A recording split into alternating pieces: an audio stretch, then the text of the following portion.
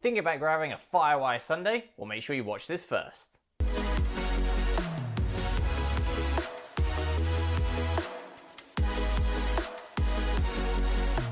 Hi guys, Chris from Stoked here, or welcome back to the channel. Now before I get started, make sure you hit that subscribe button so you don't miss out on any video goodness.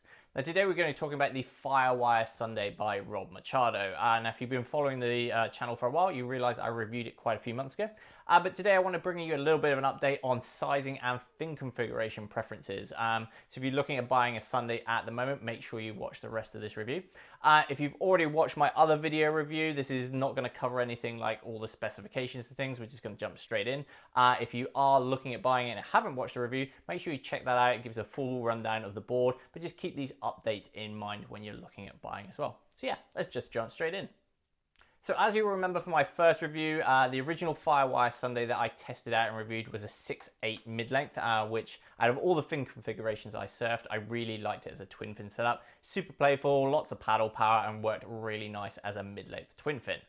However, I rotate my boards quite a lot. My personal quiver changes a lot. I've got limited space and money for board reviews, so I really need to keep things rotating, and only the best of the best stay in my personal quiver. So that 6/8 was actually one that I ended up selling on after a couple of months to free up a bit of space and money. Recently though, I came across a second-hand 7/3, so the big boy in the Firewire Sunday. In fact, it's the largest model they do, and it comes in at just over 56 litres of foam, so it's plenty of volume packed in. I really just wanted to test it out, give the Sunday another go, and just see how the change in size changed my preference on fins. So today we're going to be talking through the 7/3 Sunday and how I figure it as a setup and how it compares to the 6/8. So if I'm really going to cut to the chase with the Firewire Sunday, the 7/3 with a single fin configuration is now my board of choice when it comes to this board. Giving that a little bit extra length, that little bit extra volume is making it a true mid-length. I really love the feel of it as a single fin. I'm riding the 7.75 inch Rob Machado single fin in the board at the moment.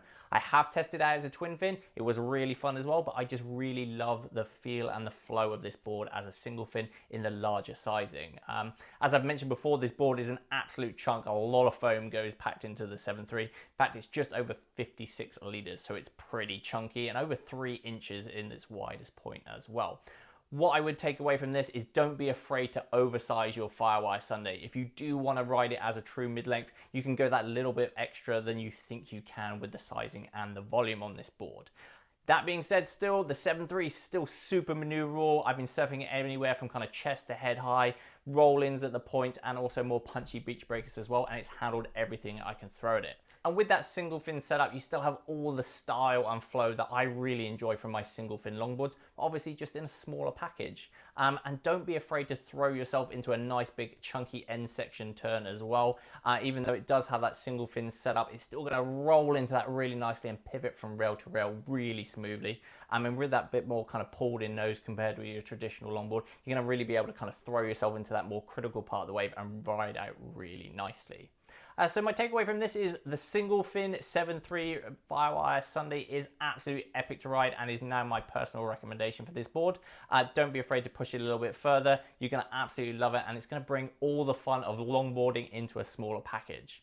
And this is one of the reasons that I really like this setup now. For me, if I'm going to work and I want to chuck the board in the back, if I don't want to put a 9/1 single fin on the roof, I'll stick the Firewire Sunday in the back of the car. It fits in there nicely. It's a little bit easier to manage in the surf. It's a little bit more pulled in at the nose for when it gets a little bit chunkier as well, and I don't want to take a full longboard out. And just when it's busy as well, if you just want less board to maneuver around, so if you're loving the flow and the style of a single fin longboard, the 7/3 option is kind of just a bit more squished down. It's still got plenty of paddle power, but it's got heaps of maneuverability. It does lack a little bit the stability of a longboard because it's not quite as wide. It's got a bit more of a pulled in nose, so don't expect to do a lot of board walking or nose riding on this board. But yeah, it's still got the glide and the flow of a really nice long single fin, but with that little bit of extra maneuverability.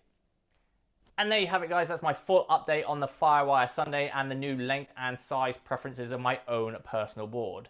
If you do have any more questions about the Firewire Sunday, make sure you chuck them in the comments below. And if you own one yourself as well, make sure you check the feedbacks in the comments below so other people can check that out as well.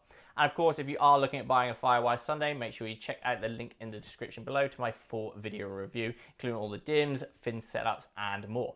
That's it for this week, guys. Make sure you like, comment, subscribe, and I'll see you next week.